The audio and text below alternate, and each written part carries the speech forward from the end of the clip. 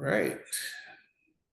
Have our participants streaming into the room now for our webinar today. Thank you for attending, everyone.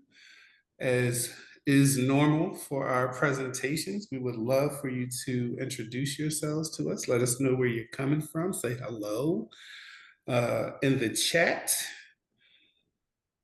Good afternoon. Hi, Linda. Hi, Linda. How are you?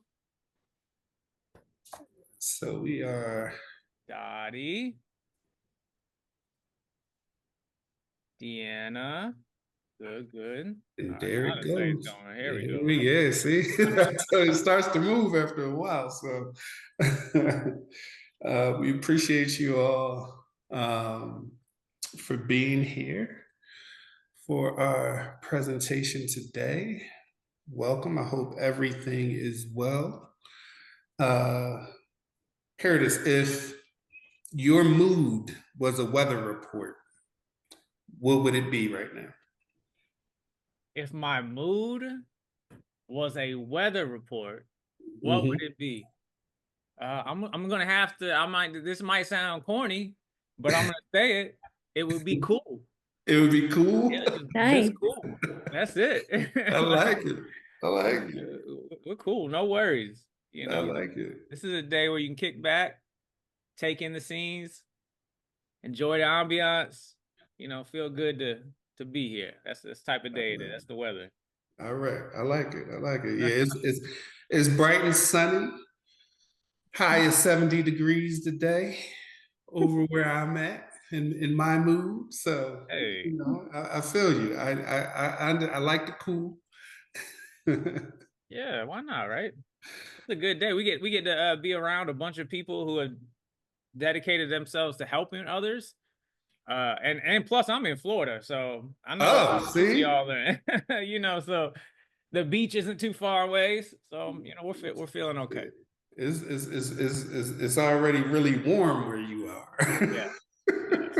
Yeah, especially if you're not in the shade. It's you'll feel it. Yeah, for sure. Yeah. That is the one thing that I was down in Dunedin in February and Live right by there. okay. Yeah. Okay. So Tampa Bay area. It was and it was already warm in February. So Yeah.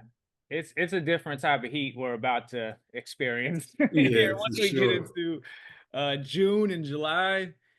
Yeah, for sure. I'm born and raised though, so you know. Okay. When I travel up north and I get a feel for some of that cold, I'm like, nope.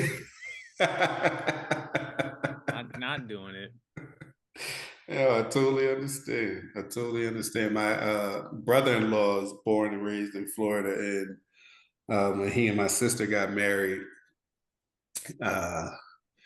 she decided to go down there with him because he just can't handle the cold winters up here. So Yep. It was cold here for like 3 days, and it was nice. It even snowed in up North Florida for the first time since I've been alive in Florida. So that was interesting. okay. So up in northern Jacksonville area type. Yeah, near Tallahassee. Okay. Yeah, it was actually right where the state line was. They had pictures that said "Welcome to Florida," and there was snow. So that was different. Yeah. Okay. I keep seeing Erie come up. I know we've got some, they can probably share some snow stories. Erie, sure. Pennsylvania. after this, the winter that they had in Erie this year, I'm sure they can share some snow stories. How many are in the group right now? Right now we have about 352 in the room. And we 355 now. So yeah, I think we are probably good to get started. You want to give 2 more, or you want to jump into it? We could wait 2 more minutes, and then That is a great turnout, though. If you have 600 that are registered and you get half that, that's Yeah, for sure. golden. Yeah, listen, our we have a very good. We're lucky. Our participants, the people who register for our webinars for the last 5 years, we've been blessed that they continue to follow ever since, like I said, since the pandemic. When we started the webinar series, and every year that we've done it since, we typically get really good registration. We usually get really good turnout. We're blessed to do the work that we do. We're happy to provide training and resources for people. And we just hope that it's worth it. We try to provide the things that we hear from them, and evaluations and things that they want to see and hear about. And we try to keep it, new. We try to keep it fresh, and so we can keep everybody happy with what it is that we're presenting. So yeah, see, it's just 377. It's still jumping.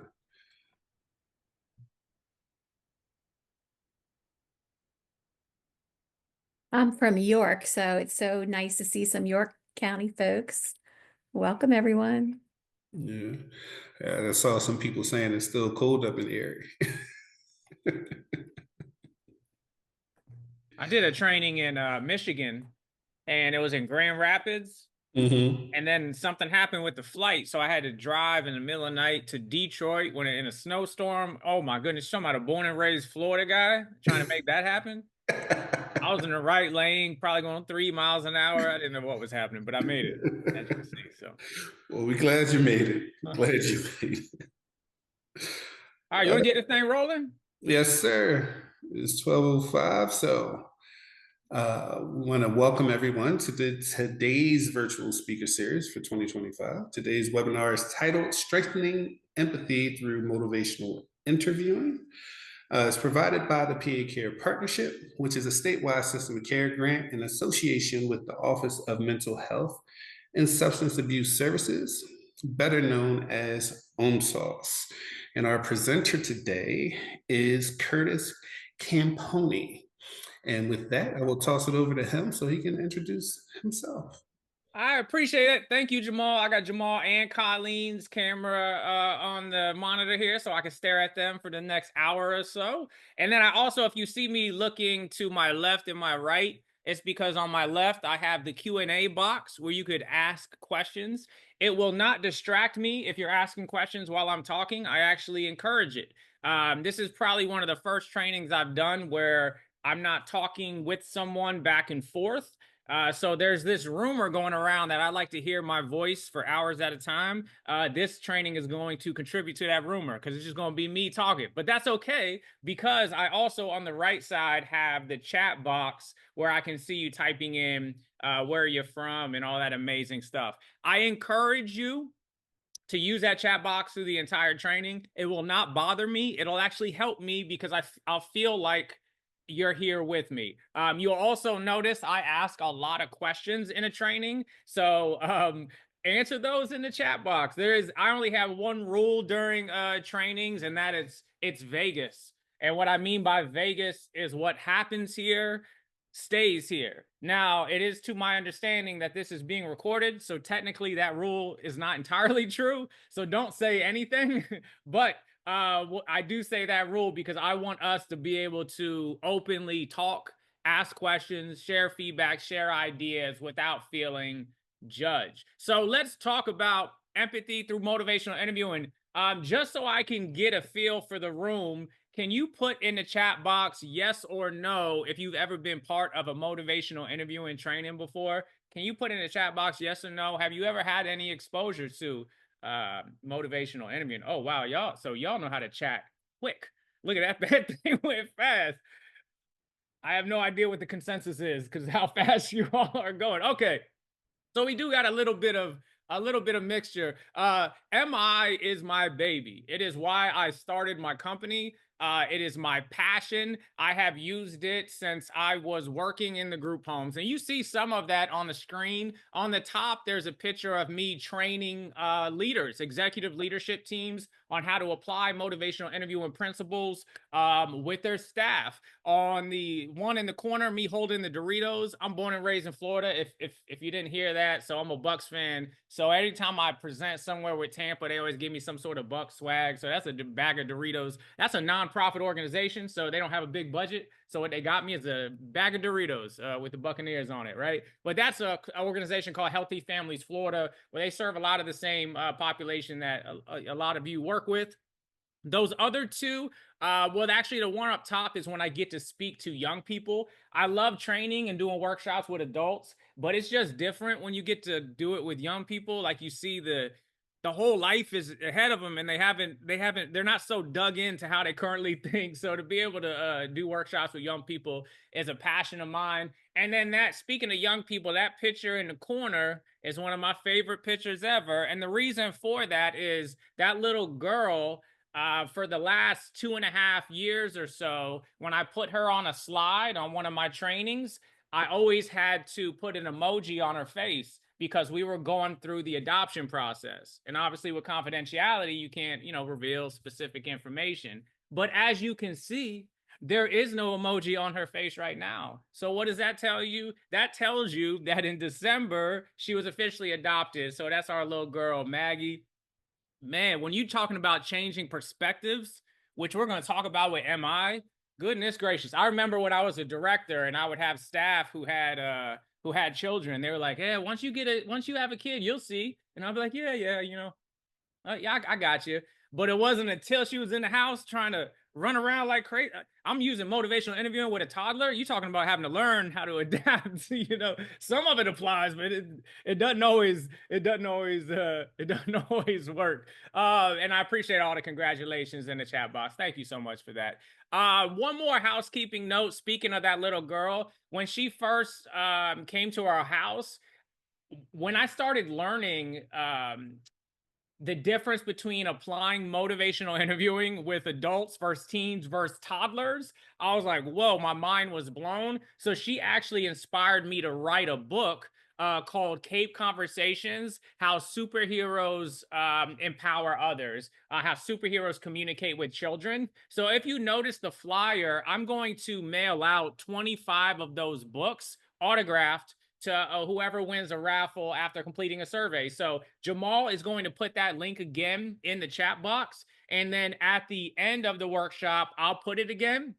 All you got to do is complete that 4 questions. And then I'm going to record doing a Wheel of Names raffle and send that to Colleen, who's going to send that to you so you can see who won. And then we'll get you an autograph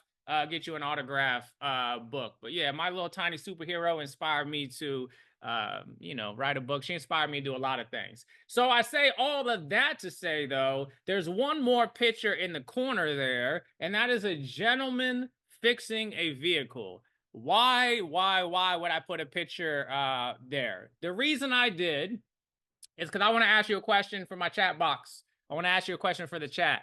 Can you fix people? Can you fix people? Yes or no? Can you fix people? All right. Got a lot of different questions, a lot of different answers. Let me ask you another question. Can you make people change? Can you make people change?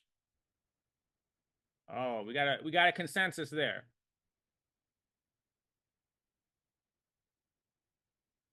No, we can only influence them. No, you can inspire them. I like that. Yes. So then the answer is no. So if the answer is no, then whose responsibility is it to change? Whose responsibility is it to fix? Get fixed. Whose responsibility is that? And I see it in the chat box. Yeah. The majority are saying the individual. And that's that idea is such an important point to know when you're helping others, when you're working with others, if you're a parent, if you're working with an underserved population, because the quickest way to burnout, the quickest way to compassion fatigue is thinking you can change people. Because here's the thing, you can do everything right, but in the end, they are the first and last voice they hear every single day. I can do a perfect motivational interviewing training for you. I can do a perfect one, the best one in the universe ever. But in the end, you decide if you're going to apply it. And more importantly, you decide if you're going to apply it in the most difficult times. You get the final say. So this training, or any training someone does, if they tell you, hey, if you do these 3 things, you can make people change. If you do these 3 things, you'll get the outcome you want. That's just not how it works. Maybe in more like sales professions or professions where you're looking to get a quota. But when you're dealing with people who are very nuanced and very complex, they need to be inspired. They need to be motivated. But in the end, it is up to them to make that decision. So what I want you to do when we're done and I share motivational interviewing with you is not judge yourself based on how often you get someone to do what you wanted them to do, but judge yourself based on how committed you were to doing the things that you thought would inspire growth, that you thought would inspire new perspectives, that you thought could potentially influence someone to consider a different worldview than what they currently have. And motivational interviewing, I have found, is the most powerful communication style to do that. And we're going to dive into that. But speaking of diving, I want to do something else here in the chat box. I've never done this in the chat before, so we're going to see what it looks like. I got a question for you. I want you to either write yes, no, or maybe to my question. Answer yes, no, or maybe to my question. Are you willing to commit to going skydiving before 2026? Before this year's up, are you willing to go skydiving? Somebody in the question and answer put no. They're so against it, they put it in the other box. It's not even a question. I see some maybes. I see some yeses. I see some yeses. Okay. So let's do this real quick. This question is only for the people that put yes. This question is only for the people that put yes. If you put yes, I want you to, in the chat, try to convince some of the people that said no to change their mind to yes. If you put yes, put some of the reasons why they should, or try to convince them. If you said yes.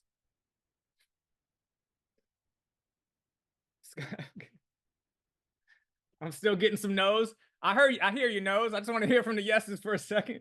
Krista says YOLO. There you go. You only live once. Everyone's like, you only live once. And look, I'm still getting the no people won't stop talking. They're like, I'm not going to die. I have fun. What about my maybes? If you had made my maybes, what made you put a maybe? What made you put a maybe?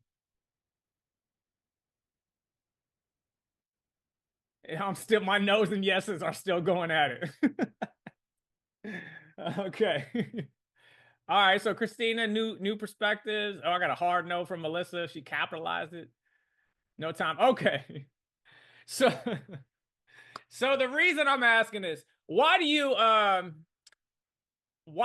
think I'm asking you this question with the answers of yes, no, maybe? Why do you think I'm asking you to say a yes, no, or maybe to this question? What do you think is the purpose of this type of question in a training like this?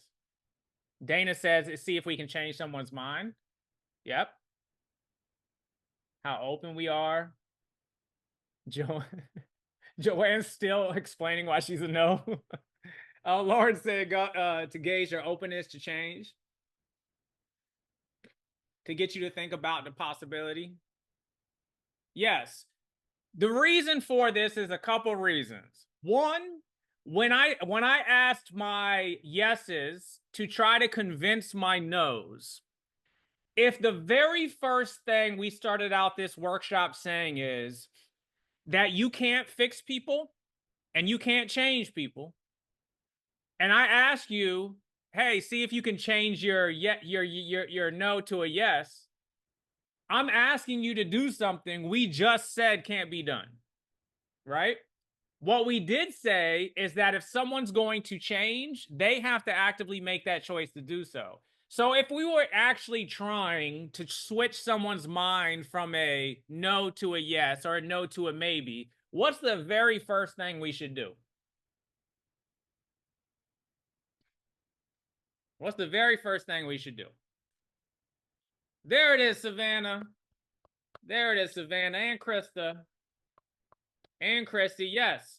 If our natural inclination when we're trying to help people change their perspectives is to make an argument based on our perspective, right? We make an argument that is based on our lived and personal experience. But if it's their responsibility to change, if they have the final say, the argument has to be framed from their personal experience. So the very first thing we should be saying is, what makes you a no?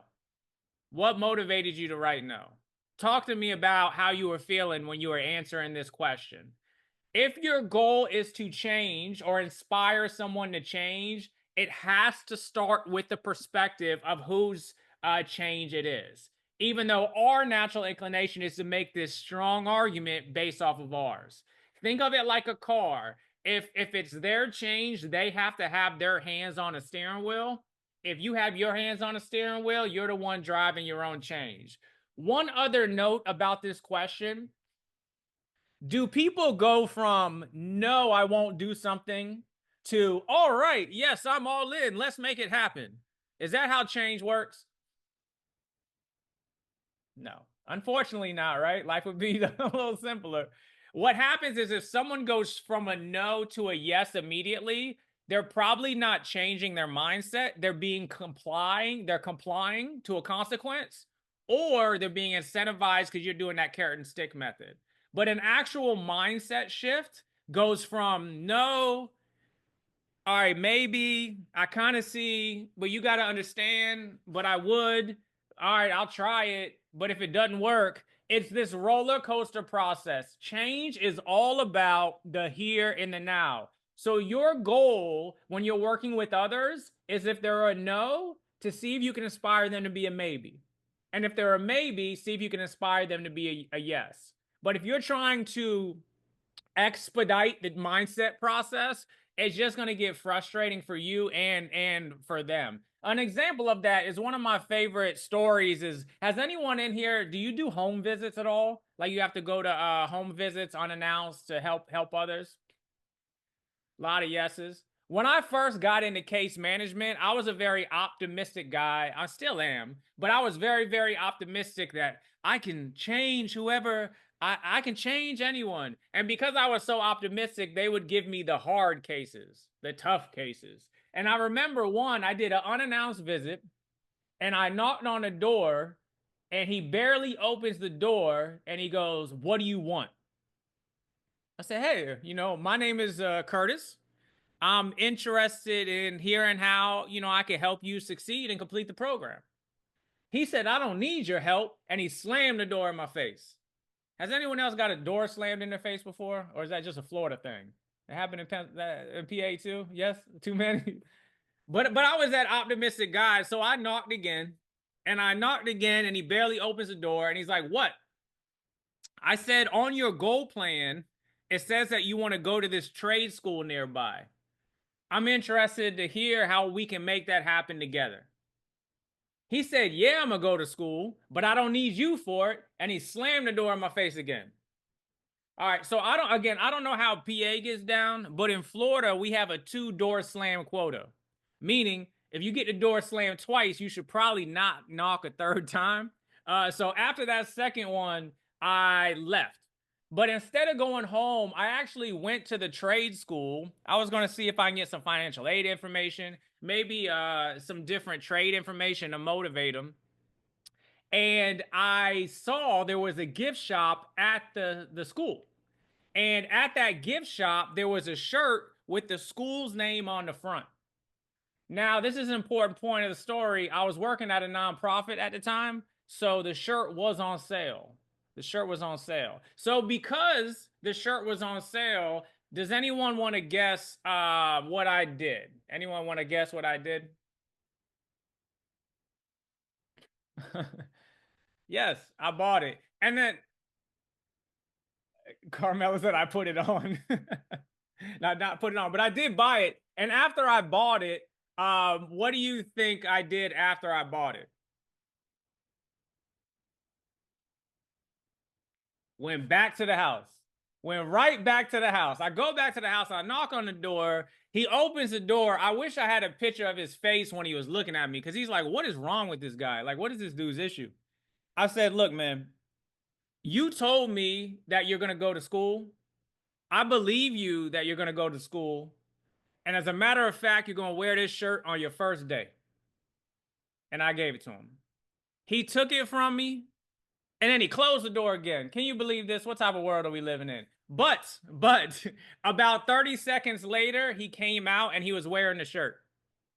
That was the first step towards establishing trust, establishing rapport, demonstrating compassion, and setting a foundation of what is required for an actual mindset to change.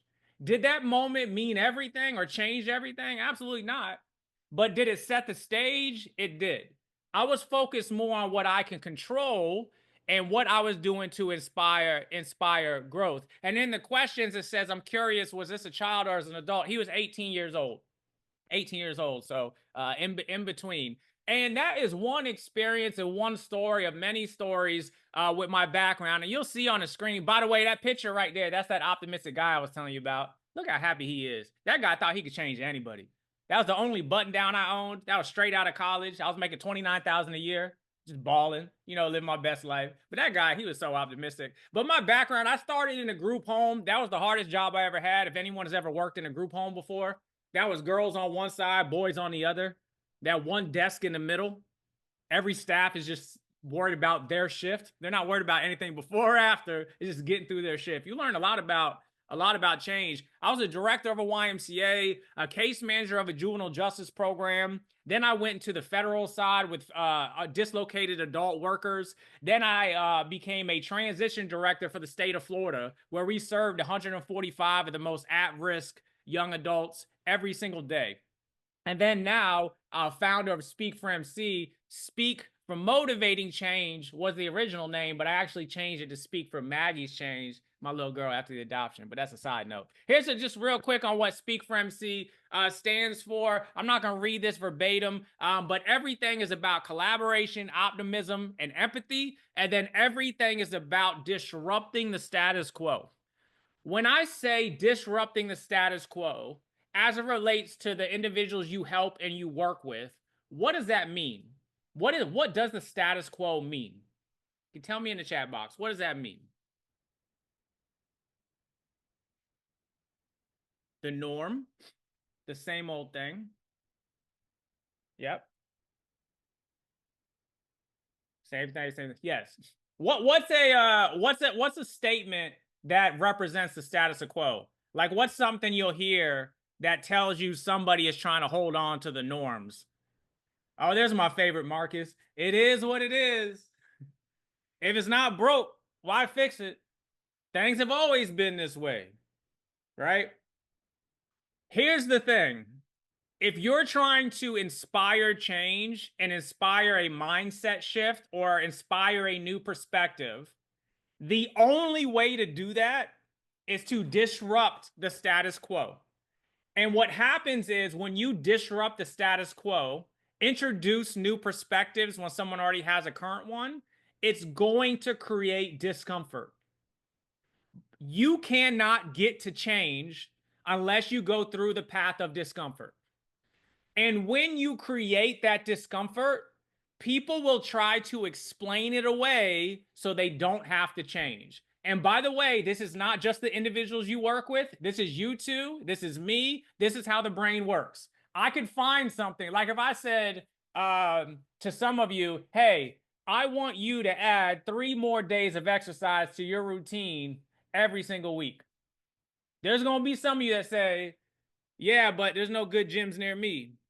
Plus, work has been real crazy right now. And by the way, I already work out twice a week. And you know what? I actually have less energy when I exercise. So I'm healthy if I don't, right? What'll happen is we can create the most unlimited resource in the universe, the thing that we can never run out of. Thank you, Deanna. Yep, our excuses, our justifications, because we can keep making them up. And I'm sharing all of this with you to normalize it. When you're trying to inspire new perspectives and new ideas, it is the person's natural inclination to explain away your reasoning and justify why they feel how they currently feel. That is a normal process. So your role is not to get caught up in debating their excuses. Your role is to be an active, empathetic listener to learn the nuance of their perspective and draw out their motivations. And during that process, you're disrupting the status quo. It's creating discomfort, but discomfort can lead to positive action and new behaviors. It's a beautiful thing. Now, the other thing is discomfort can lead to resistance if they feel you're judging them or you're criticizing them or blaming them. And we'll talk about that quite a bit. But if nothing else I say, you're like, I don't know about this Florida guy. Discomfort is good if it's leading towards positive change and it's met with motivational interviewing, which we're talking about. So let me ask you 2 questions real quick in the chat box. Here's your first question.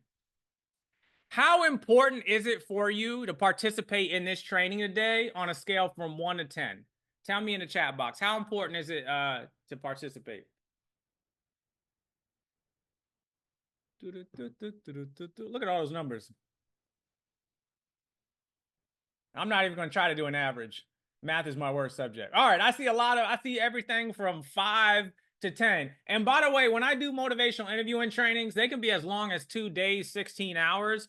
We got 1 hour with each other, so I'm gonna go fast. But I did pick the things that I thought you could use right away. And those things are these 2 questions. If everything I say today, you're like, I'm not sure about this guy, he can't handle the cold like we can, but you add these 2 questions to your tool belt, you're gonna have a positive impact on people. So this first question, how important is it for you to participate? What do you think is the purpose of that question? And with motivational interviewing and empathy, there's purpose to all the questions. There's a reason you're asking it. What do you think is the purpose of this question? To empower people, to assess willingness, buy-in. Yes, I like this group, Jamal. This is a smart, in-tune group. You can tell they work with families and young people. Yes, this first question is all about assessing someone's readiness or someone's motivation or someone's willingness to change. Why is this important? Why does this matter? Because their level of willingness and motivation requires a different response depending on what it is. In other words, if I'm a 2 at participating in substance abuse treatment and you're treating me like I should be an 8, you're going to use a tool for what an 8 is when I'm a 2. Meaning it's going to have little and low probability of actually working. You're like, oh, well, what you need to do it. So what I'm going to do is I'm going to set you up for treatment and I need you to be there tomorrow at 8. What's going to happen is if I'm at 2 at how important I think this is, it's going to be extremely unlikely I actually go. And what's probably going to happen is I'm going to give you a bunch of excuses why I didn't. I didn't have enough time, transportation. Oh, I forgot. You're like, you forgot? I called you right before. Yeah, but amnesia, right?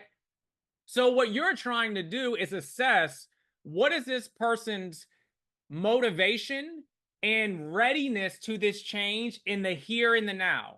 Not where do you think they should be, not where were they last week, but in this moment, how motivated and how ready are they to participate in the idea of this change, this new behavior, this goal of exploring a new perspective? Because that answer lets you know what tool do I use in this tool belt, right?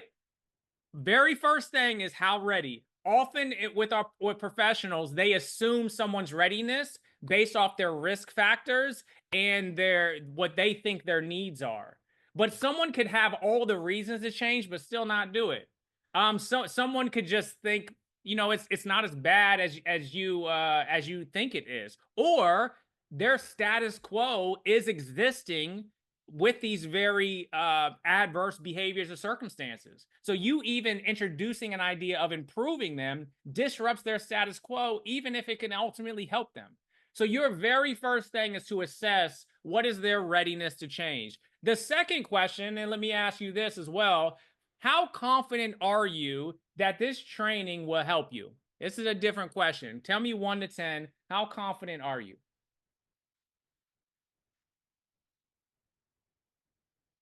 A lot of different numbers. And it is not uncommon when you're asking these questions that these two numbers of importance and confidence are different because they're very different questions. So what do you think is the purpose of the confidence question? What do you think is the intention of the confidence question? What do you think that, why am I asking that?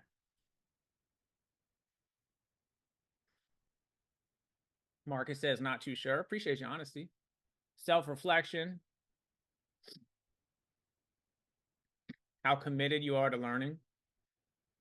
So confidence, sometimes we confuse confidence with motivation. Or sometimes we confuse confidence with somebody's want to. Confidence is, do I actually believe that I can do this hard thing? Do I actually believe that I can be successful in this new behavior? Here's the thing. I could have all the reasons in the world to stop smoking. But if I ultimately do not believe I can do it, it is unlikely I will go all in on trying to make it successful. Because why would I go all in on something that I ultimately believe I am going to fail? And thank you, Randy. It's the same thing with weight loss. And that's why the weight loss industry, the fitness industry is a multi-billion-dollar industry, because they know the psychology of this every New Year's. January, we're like, we're going to do it. February, we're like, oh, you know, I'll get to it. And then March, we're like, I'll get them next year.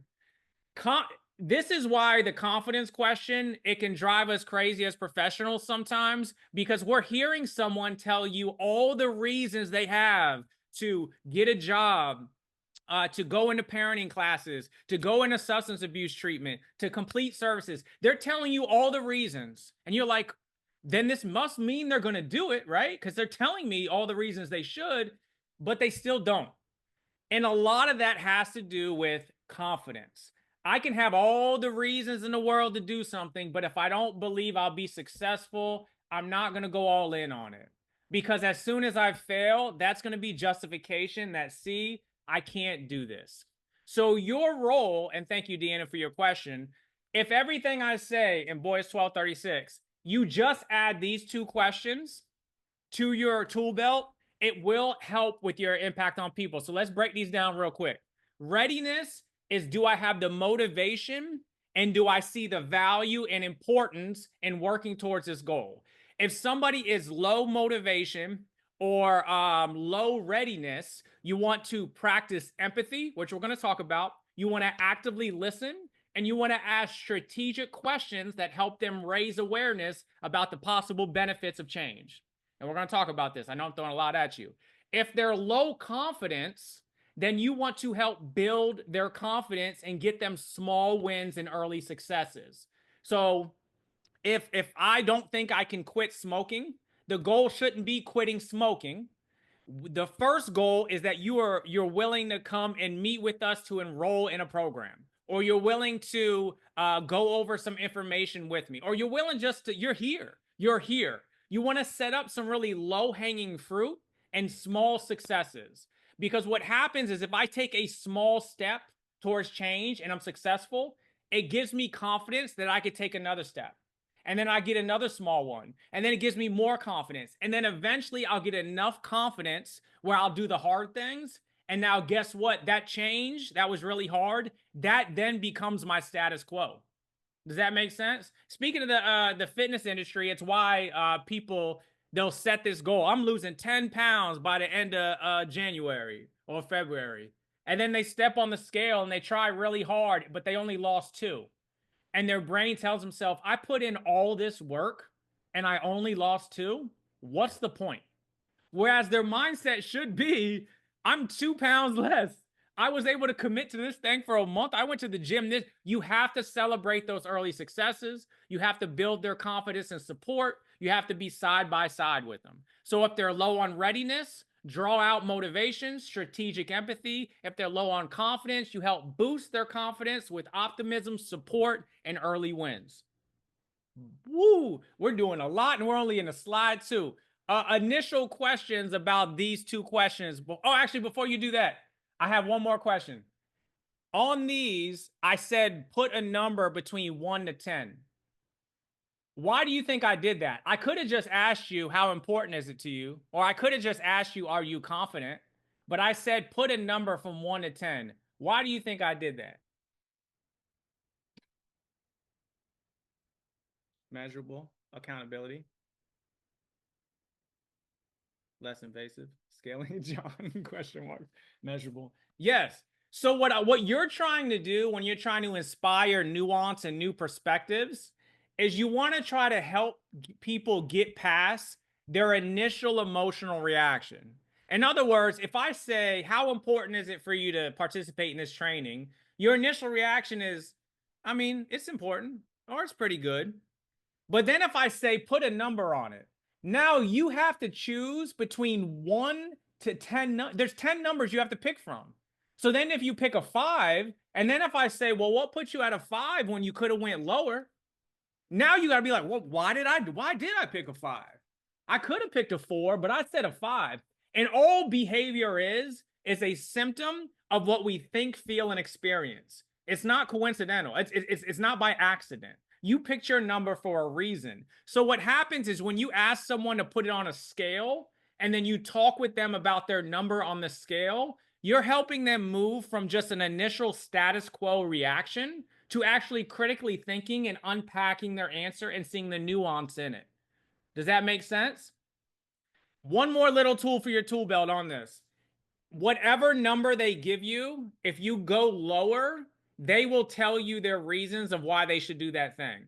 So in other words, if they say I'm a 2 in participating in substance abuse treatment, if I say, well, why aren't you a 0 or a 1? You're going to tell me why you should participate in substance abuse treatment, just based on how the question is designed. And that's one of the ways you can cleverly ask questions to draw out their internal motivations. So ask for readiness, ask for confidence, and then put a scale on it when you can. Oh boy, we are moving. We ready to go to the next thing, Jamal? I think we are. Let's keep it moving. All right, what is motivational interviewing? Motivational interviewing was designed to help resolve ambivalence. Anybody want to take a guess on what ambivalence is? What is ambivalence with your clients? What does it mean when you're ambivalent? Uncertainty, on the fence. Yes, on the fence. Yeah, Jamal said meh. That is the perfect ambivalence. Ambivalence is that maybe. When we did yes, no, maybe, if you pick maybe, that you're ambivalence. Ambivalence is when you see value in potentially working towards change, but then you see a bunch of reasons of why you just don't have to right now. Ambivalence is a beautiful creation our brain has developed, where it allows us to be comfortable with inaction. It allows us to be comfortable with not growth and change. We all have stuff we're ambivalent about. I want to save money. I want to do better at saving money. But the holidays are coming up and Amazon Prime days, and I got birthdays, so I'll get to it.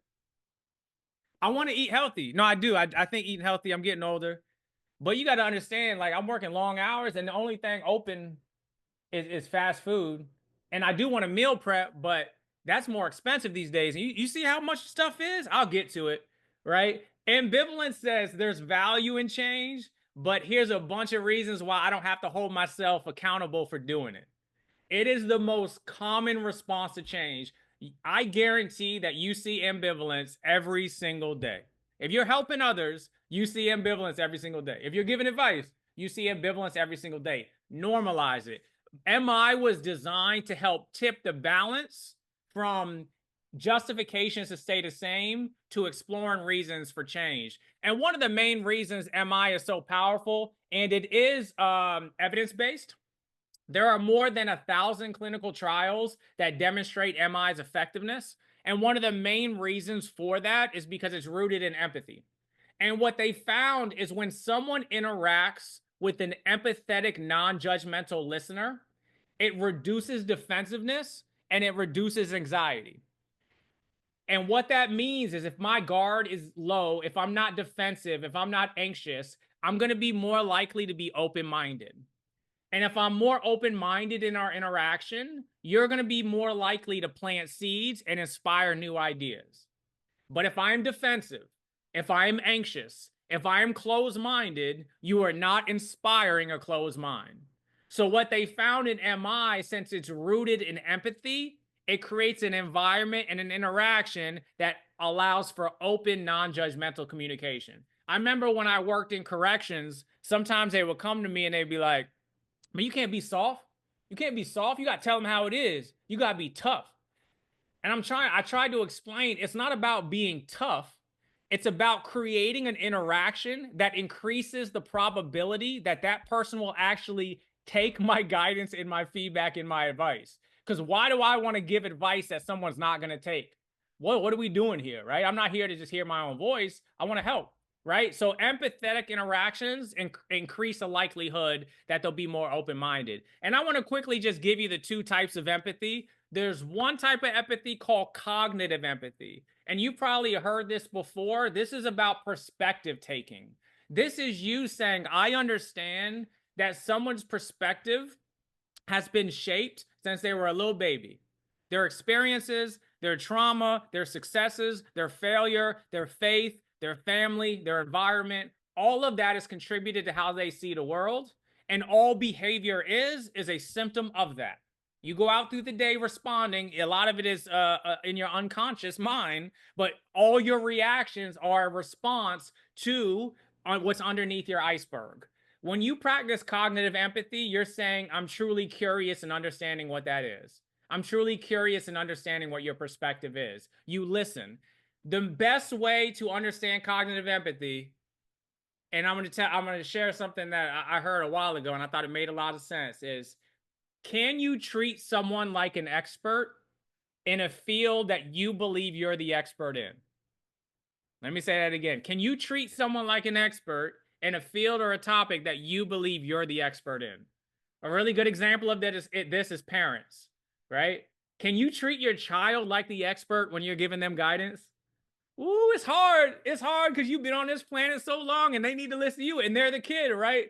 But as we said at the very beginning, they have access to one thing that you never will. Well, unless Elon Musk keeps doing his thing, you know, he's working on it. But as of right now, they have access to only one thing. You know what that thing is?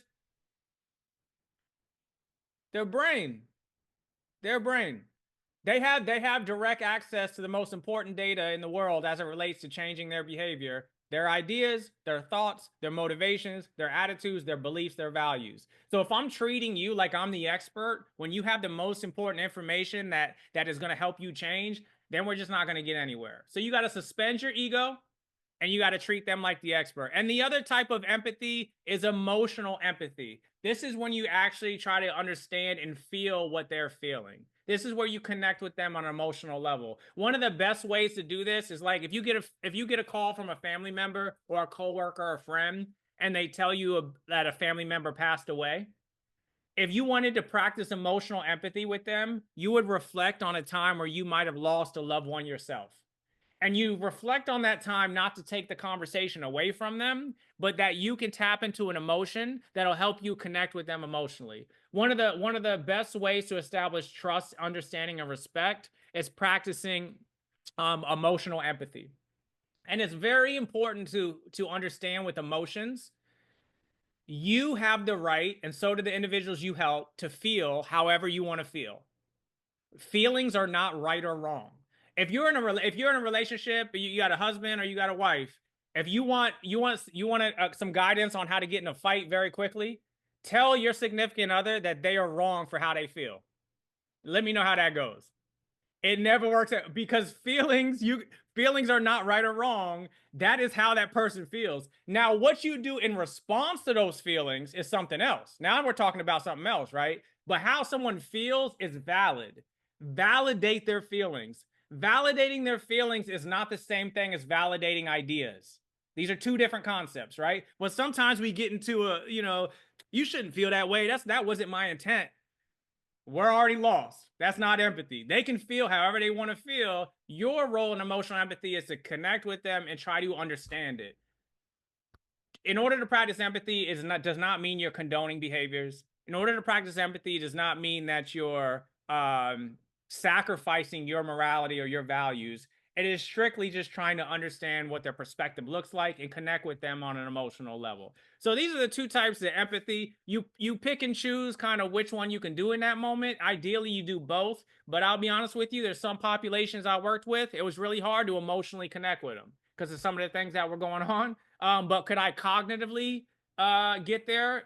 I could. But empathy is the foundation of all change. It's really hard to inspire new ideas and change perspectives without empathy. It's almost impossible. So let's skip this for a second, just for sake of time. So let's talk about what actually encourages change, and this fancy thing called OARS. Has anybody seen this OARS thing before?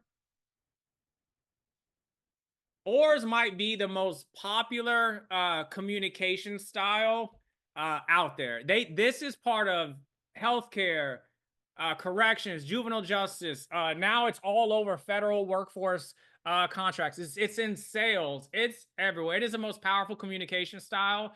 If your goal is to empower someone else to think through and work through their change, OARS is the best thing you can have. And I'm actually, Colleen mentioned this. I'll send you the PDF version of this so you have it for notes. What I'll also do, Colleen, especially because of time, I'll create an OARS cheat sheet for them that they can have as well, okay? Because I want this to be as meaningful for them as possible. So let's go through what OARS stands for. OARS is an open-ended question. What do you think is the purpose of an open-ended question? Talk to me. I know there's something on the screen there, but what do you think is the purpose of an open-ended question? Get context, not yes or no. Gather information, yes. An open-ended question says you can answer however you see fit. Your only goal with an open-ended question is to understand. An open-ended question says there is no right or wrong answer.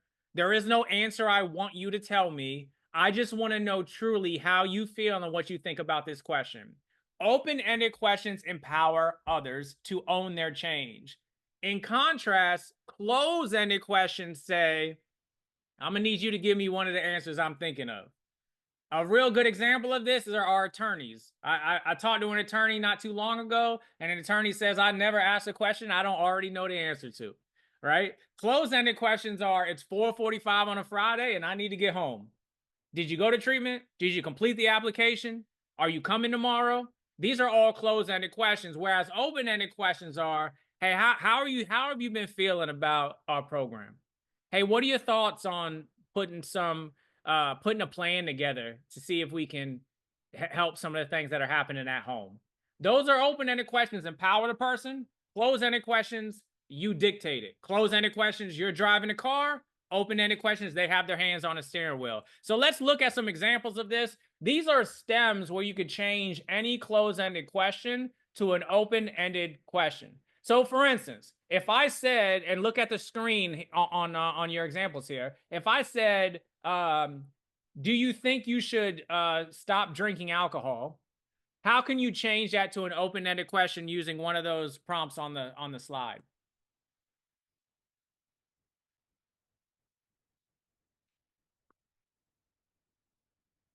How do you feel? How do you feel about quitting alcohol? Yep. What else? What are your views about alcohol? What would it look like if you stopped drinking? How is alcohol affecting you? Rock stars. This is what I'm talking about. What if I said, let me give you a hard one. If I said, do you have reliable transportation to get to work? How can you make that open-ended? Do you have reliable transportation?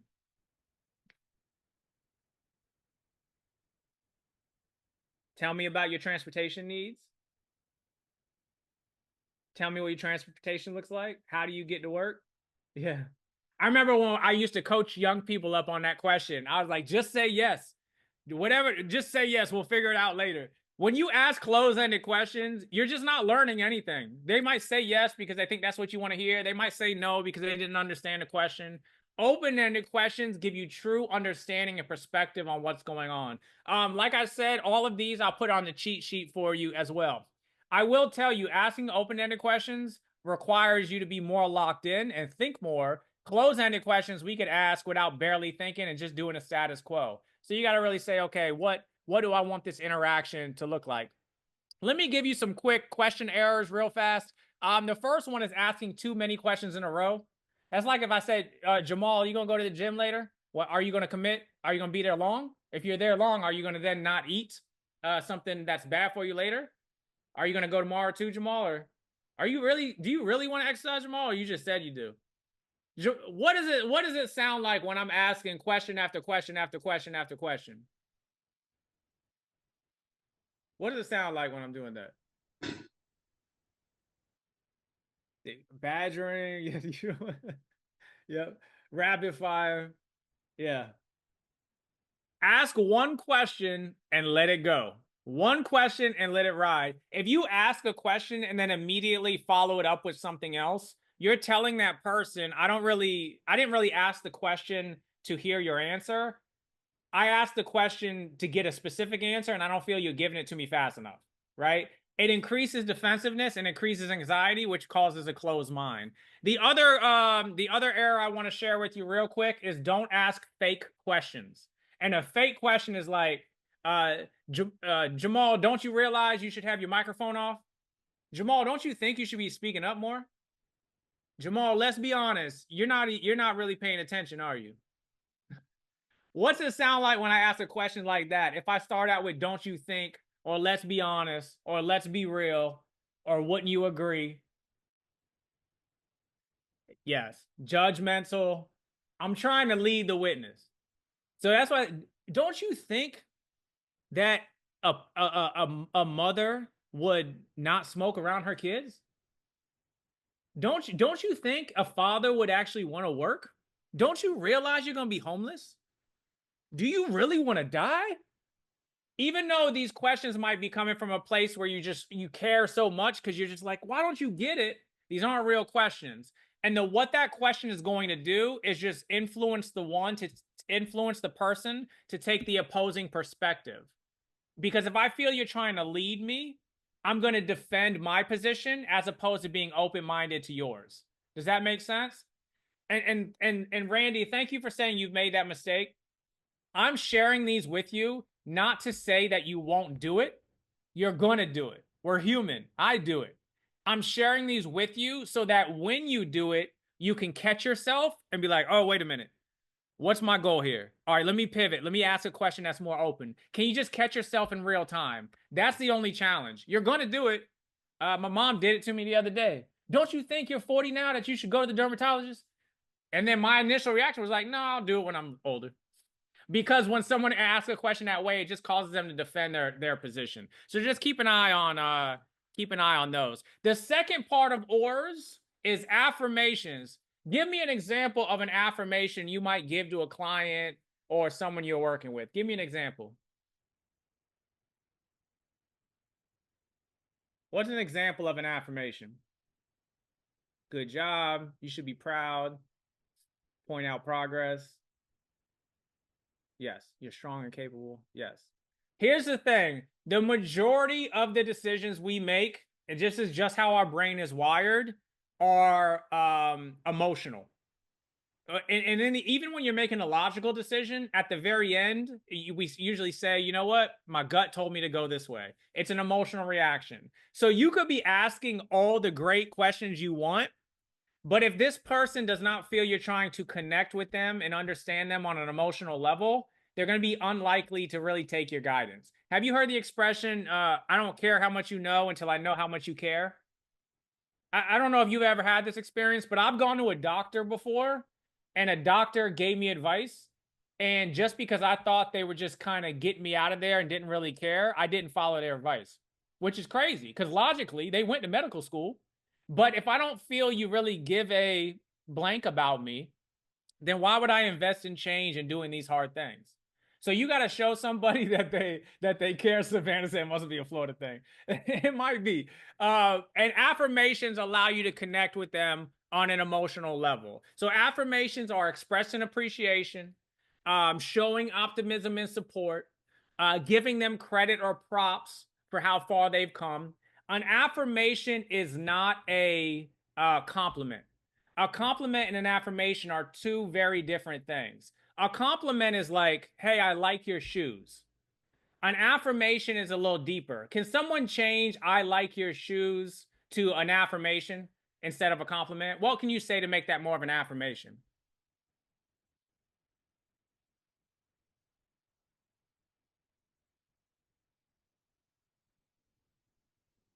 Those shoes are stylish. That's also a compliment. There you Sheena said acknowledge your effort. You have great taste. Yeah, it'd be more like saying, hey, I appreciate how much effort you put into your appearance. Like you really put a lot of time into, how you at that interview. I appreciate how you showed up. You ironed your shirt. You had the belt ready.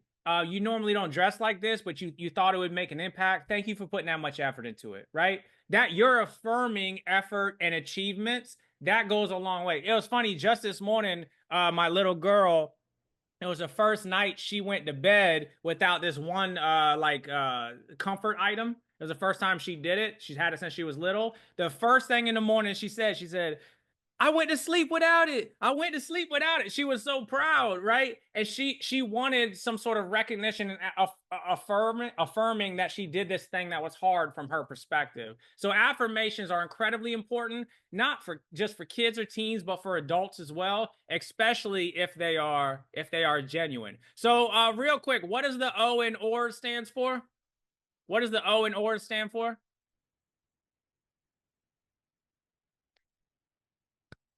Oh, y'all almost breaking my heart. I was like, oh no. Okay, yes, open-ended questions. Thank you. And then what does the A stand for? Affirmations. Thank you, thank you, thank you. And then there is the famous reflections. And reflections are when you're interacting with someone, you say something like, it sounds like you're trying to make your voice heard while respecting the process. So you're trying to balance your Mies. It seems like you have a lot on your plate. You feel frustrated right now. Reflection shows someone that you're actually listening.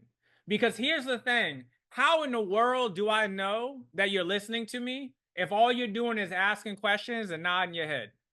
How do I truly know? Reflections show the person I am actually truly listening to you. The beautiful thing about reflections is if you use them strategically, you won't even have to ask a lot of questions because people naturally want to talk to people that they feel care about the things that they're saying. So if I truly think you care about what I'm telling you, and I think you feel it's also important, I am naturally going to keep talking and unpacking my thoughts and my attitudes. Reflections allow me to do this. Out of everything in ORs, reflections are the hardest because reflections require you to do one important thing. Anybody want to guess what that is? What's one important thing you have to do when you're reflecting? Yes. I can half listen to you and ask questions. I can barely listen to you and give affirmations. But for me to reflect accurately, I got to be locked in. That means when my weekend pops in my head, when you're in this training and you get that email or that text, you put that aside and you lock in. Active listening requires you to pay attention and truly be interested in what the person's saying. I remember I did an active listen training and somebody came up to me after and they were like, Curtis, I did this whole ORS thing and MI, but I can't find myself really like listening to what they're saying. Like I'm still not being able to active listen. So I asked them, I said, well, how much do you how important is it for you, the things they're saying? And they were like, well, be honest with you, not really. I said, well, that's a problem because if you don't truly care about their perspective and their answers, your brain just won't let you pay attention to it. You can try your best, but your brain's going to go to things that you prioritize as important. So if you're asking questions, please make sure you truly care about the answer. And then reflections show the person that you do. Does that make sense? And in that cheat sheet, I'll break that down for you quite a bit. So the final one in ORS is all about summaries. Summaries are so important because my job, and I don't know if this is the same for you, my job when I was working in case management was not just to be an ear for you every single day. I wasn't just there to listen. We had goals that we were working towards. We had services I wanted to get you in. We had things that we wanted to help you with. Summaries are really good because they allow you to move towards that. Because if I asked good questions, if I connected with you emotionally, if I showed I was listening through reflections, now when I summarize, there's nothing else stopping us from taking a step towards that goal. Because I have demonstrated I was listening, you agreed where we are, and now I can say, all right, what else should we do before we move on? And then if the answer is no, you got it all, now I can say, all right, what do you think about setting up a mock interview? What do you think about completing the intake paperwork? What do you think about getting you enrolled? What do you think about me sending this referral to the substance abuse provider? If I've already actively listened to you and then I've summarized, you're going to be less likely, or it's going to be harder for you to not take a step towards that goal because summary puts a bow on it. One really good tip, and I have a video, a long video on my YouTube channel about this too, is ask them, what did I miss? Or what else would you like to add? If you start your question with what instead of any, like if I say anything else you have, that implies that we pretty much wrapped it up. But if I say, what are we missing? Or what would you like to add? That implies there's more to talk about, and thinking drives behavior. So at the end of your summary, say, what else would you like to add before we move on? Or what did I miss? Or what do you think we should discuss before we start talking about putting a plan together? That'll spark some more thinking and potentially some really important information that could lead us towards change. So pop quiz before we get into questions. What are the two types of empathy? What are the two types of empathy? Renee, cognitive and emotional. Cognitive requires you to suspend your ego and put yourself in their shoes. Emotional requires you to tap into a personal or emotional experience you had so you can connect with them emotionally. Good. There are two questions that if you're trying to inspire change are incredibly impactful and important for you. Do you remember what those two questions are?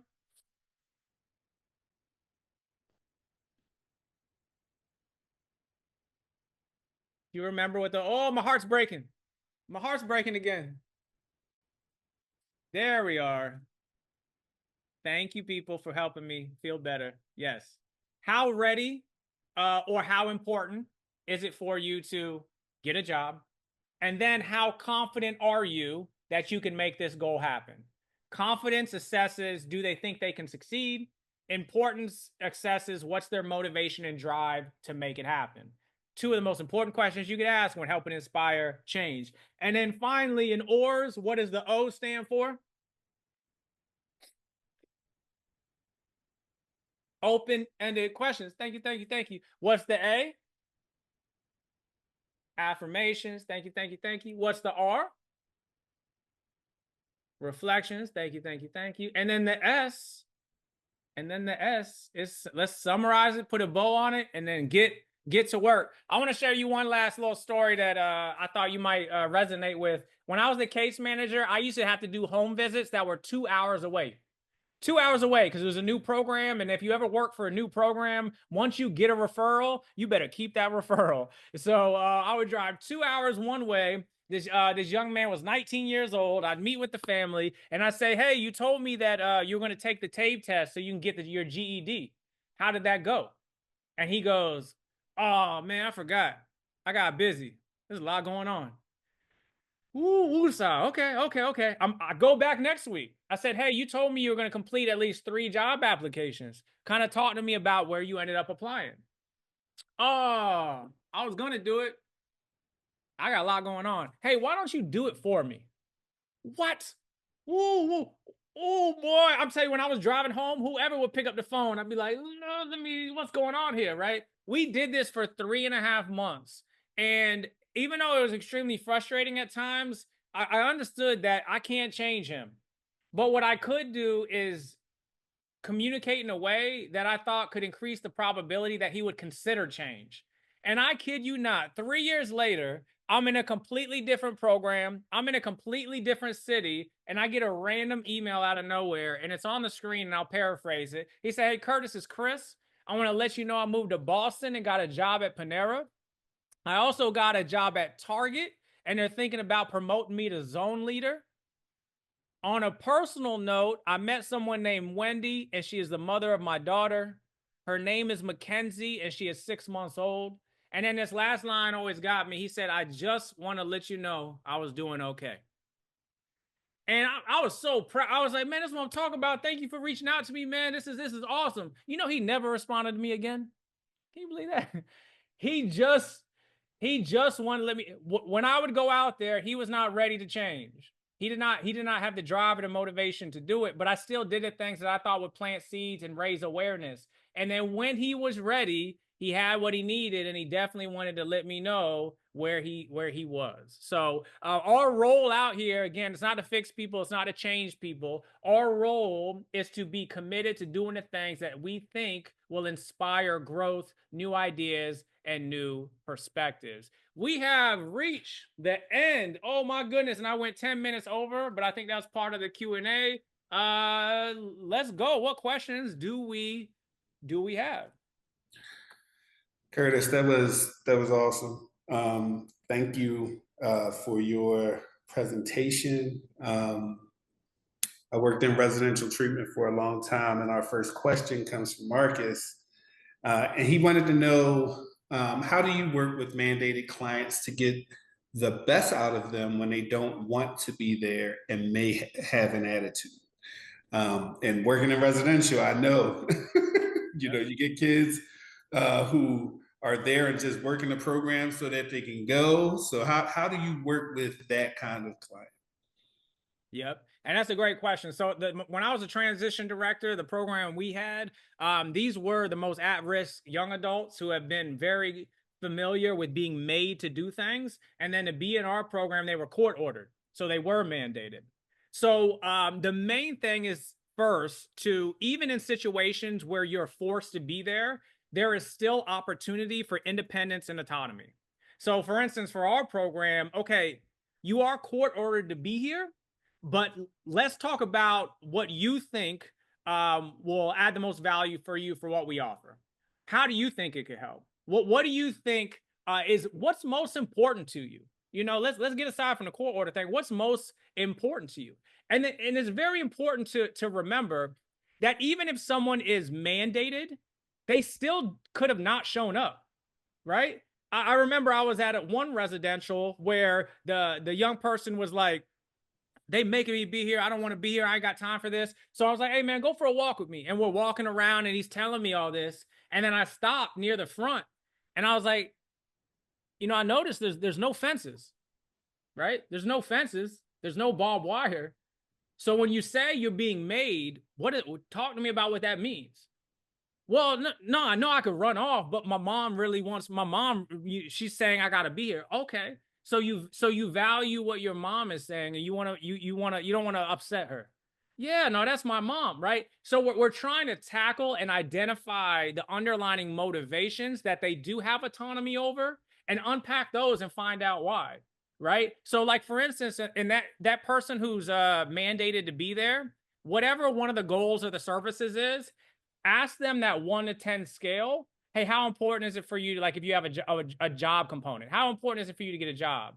If they say 3, ask them why not lower and they'll tell you some of the underlying motivations that can then work towards change.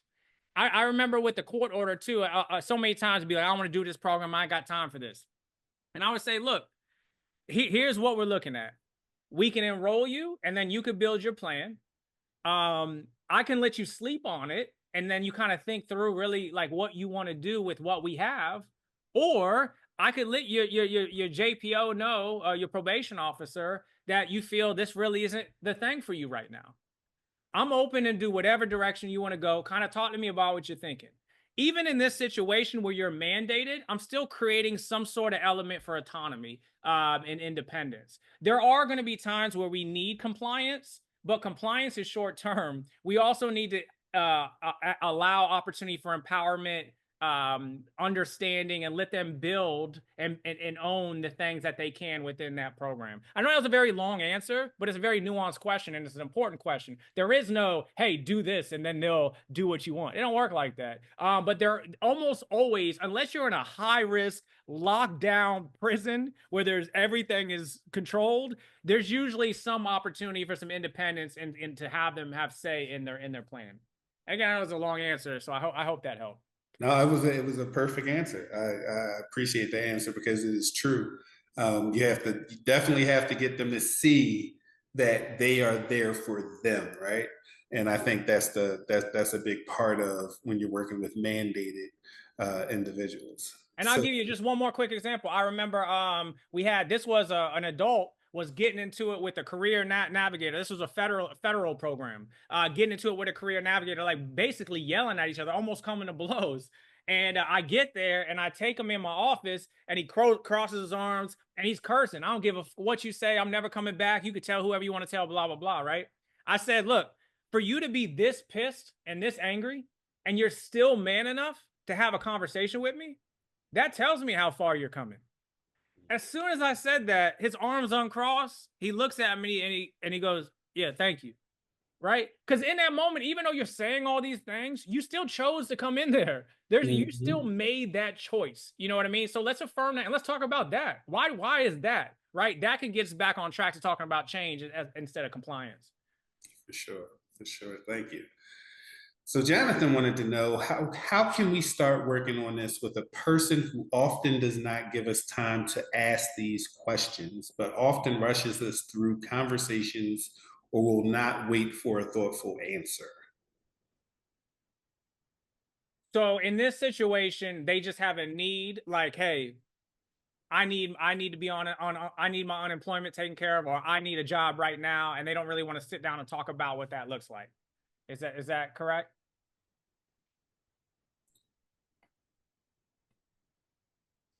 I believe so. So let's say if you can give us some. Yeah. So one of the best things to do in that situation is a compassionate action. So one of the quickest ways to establish rapport is through a compassionate action. And I say compassionate action because what I mean by that is you prioritize their needs above your own. So if that person is like, I ain't got time for all this other stuff, I just need to get a job, work with them on that as soon as you can and as quickly as you can. Because what you're demonstrating is I'm hearing you and I'm willing to meet that need with you. If you do that, that's going to build some trust and respect. And then they're going to be more likely to hear you and understand you when now you want to shift the conversation to more in depth and unpacking the what's happening there. But if they have a really prevalent need and you're kind of brushing that off aside, say, but I need to do what I need to do first, that's just going to create like a back and forth and hurt trust. So that's where we need to start. And a good example of that is my program, one of the early programs I had, they told me, hey, before you do anything with your clients, you need to complete the intake paperwork with them. Don't do anything else. They need the intake paperwork. I was like, okay, cool. I didn't do any of that. The first thing I did is talk to them about what goals they want to do and what services they want and what they're excited about. Because I knew if I could do that and empower and listen and hear them and show them that their voice mattered, we're going to have no issue getting the intake paperwork done. Right? But if I jump straight into answer all these questions, do this without hearing you, it's going to be unlikely you're going to really be bought in. So we got to respond with a compassionate action. that builds some trust. Now I can introduce you. Hey, what do you think about us sitting down and kind of unpacking the next steps, that type of thing? Thank you. Virginia would like to know, she would like to hear more about your thoughts on how to apply motivational interviewing with different age groups. Yeah, and hey, sport. So I don't want to keep. I don't want to. I'm not a salesperson, so I apologize if this is what this means. But my book talks all the way from toddlers to adults. But I will say this: the concept of empowerment, empathy, and active listening applies to every single age group, and it applies to every single culture, and it applies to every single area. What I mean by that is, when I train in Mississippi to Florida to California to New York, everyone wants to be heard, everyone wants to be respected, and everyone wants to be treated like their story is unique. Each person is the main character in their own movie. So regardless of your population, having that kind of spirit will have an impact. Now, obviously, if you're working with toddlers or teens, they can answer your open-ended questions with like one words. Hey, talk to me about how your day went. Good. I don't know. Right? They can give you those short responses, whereas adults might be able to process more in-depth open-ended questions. So you're adapting that based on age group, but the foundation applies to every single age group. People want to feel cared for. They want to feel heard. They want to feel like their opinion matters if it has to do with their own behavior. Thank you, sir. Shelby. These are awesome questions. I don't think I've ever been asked questions this good before. So your PA group, yeah, I like them. I told you, they be on it. How do you help youth get past the feeling like they're disrespected by others and defensive responses to peers? Yep. Yeah. And the thing with trust and respect is it could take forever to build, and it can be destroyed in one moment. So the main thing with establishing trust is first, we talked about this, you don't judge them for how they feel, and you're not critical or take offense to the fact that they don't trust you. You don't try to make an argument of why they should. You show them through action why it's okay to trust you. And it's a long process. Again, this is done through active listening. This is done through empathy. This is done through compassionate actions. This is done through validating their feelings. All of this is a long process. I wish I could tell you, hey, do this one thing and they'll trust you again. A lot of the population you're working with, they've been let down a lot and they've been wronged a lot. So it's not as easy as you should just trust me because I didn't do anything to you. You might look like someone who has, or you might be a part of a program that has lied to them before. It's about you starting fresh, not taking offense to how they feel about you, and you doing some of these things we talked about to build that relationship and that trust. I will say the quickest way is through compassionate actions again. Just like when I used to work with young people, I would try to fulfill a need in that initial intake paperwork. Right. Like, so I remember one young girl, she was a gang member, and I swear she wouldn't say one or two words to me. She wouldn't say one or two words. She just wanted nothing to do with me. And I needed to get her literacy up, or she was not going to be able to get any job or do anything. I noticed she had a little puppy, and she kept playing her puppy, and she was more caught up with the puppy than anything else. So the next time I went to the house, I brought her a book on how to like train and do like tricks with a new puppy, right? And then I said, hey, what do you think about us reading this together? You know what I mean? So I immediately came with a need. I did a compassionate action, and then I connected it to something that was important to her to try to establish that trust and that understanding and that respect. It's a nuanced answer, but people are nuanced. So I hope that helps. For sure. No, that's an awesome answer. Thank you. Jamila wanted to know, you have spoken about people saying that they're at a 3, but what is the approach for people who are honest about being at a 0? Oh, I love that question. Yeah. So a funny story. I did a motivational interviewing training at the South Carolina Department of high risk facility. This was adults in one of the most high risk facilities in South Carolina. And I asked this question about how do they want to be here. And one CO raised his hand and he goes 0. Right? That's what he said. He said a 0. And I stopped for a second. I was like, what am I going to say to this? Because I didn't even give that option. I was 1 to 10. And then I said, you know what? I'll take a 0. You're being real with me. You're being honest. And then I said, well, what put you at a 0 when you could have not even shown up? And he's like, he stops, and that's not what he was expecting. And he was like, well, no, I mean, I know some of this could actually help. You just got to understand there's a lot going on. So he went from I'm a 0 to saying, I know some of this can help. We're already moving towards a 1. And by the way, your goal is not to go from a 0 to a 10. It's a 0 to a 1, right? Behavior is not a coincidence. If they're with you, they can't be at a 0. Your zeros you don't even see. They didn't come. They didn't show up. Something else happened, right? If they're not a 0, they're there for a reason. See if you can kind of figure out why that is. Unless they were literally dragged in there in cuffs, and as soon as those cuffs come, they're taken off. That's a whole nother thing. If they're there, they're not a 0. You know. And the other thing about the numbers, just to keep in mind, the number. What the number means to you is less important than what it means to them. So don't get caught up on their number too much. More focus on what their number means to them and why they picked it. Sure. All right. Diana would like to know, how do you get a teenager from doing something just to be in compliance to building discipline and responsibility in their lives? Oh, I love that. I talk about compliance versus change all the time. I actually have a keynote this Saturday that's about that over in Kentucky. So there's one thing we got to rephrase our question a little bit. It says, how do we get someone to do something? That's not how. If you're trying to get them to do something or make them to do something, you're actually encouraging compliance, because you're saying, if I give you this or do this, that'll make you do the thing I want. And that's what compliance is. So we have to switch our own approach from a compliance driven approach to a more change driven approach. So let's say a young person says, I'm only doing this program because of the $100 stipend you give me, which is compliance. I want to know, well, talk to me about what's motivating you to get that $100 stipend, right? What do you mean? Because I want to get my own car. Oh, I like it. So you want to be independent, not having to rely on people. Yeah. I mean, I appreciate that. You know, I talk to a lot of young people who want to be dependent. You're actually thinking about your future. Yeah, it's because of it. Now we're talking about change, and we're not honed in on just this $100. You see what I'm saying?